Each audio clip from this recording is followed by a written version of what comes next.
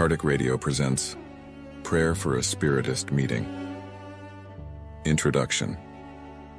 To be gathered in Jesus' name does not mean that it is enough to be gathered physically, but to be gathered spiritually through a communion of intentions and thoughts for the good. Then, Jesus is found in the midst of the assembly, either he himself or pure spirits who represent him. Spiritism enables us to understand in which way spirits can be among us. They are among us with their fluidic or spiritual body, and with an appearance that we would recognize if they were to make themselves visible. The higher their position in the hierarchy, the greater their power of radiation. It is in this way that they possess the gift of ubiquity and can be at several places at the same time. All they need for this is the emission of their thought. Through these words, Jesus wanted to show the effect of unity and fraternity. It is not the larger or smaller number per se that attracts him, since instead of 2 or 3 persons, he could have said 10 or 20. Rather, it is the sentiment of charity animating each one with respect to the others. Therefore, to accomplish this, just 2 are enough.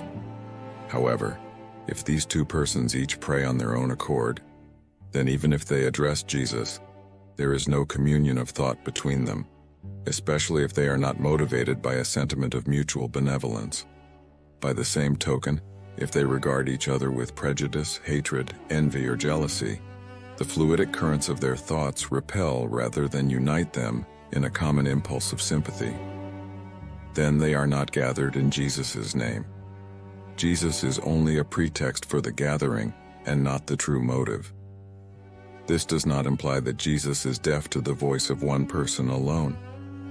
If he did not say, "I will come to anyone who calls me," it is because he demands, above all else, love for one's neighbor, which may be better displayed in a group than in isolation, and because any individualistic sentiment repels it.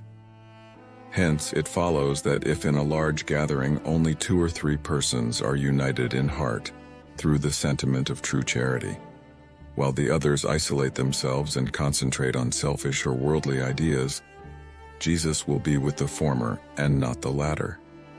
It is not, therefore, the simultaneity of the words, hymns, or outward acts that comprise the gathering in Jesus' name, but the communion of thoughts in conformance with the spirit of charity personified in Jesus.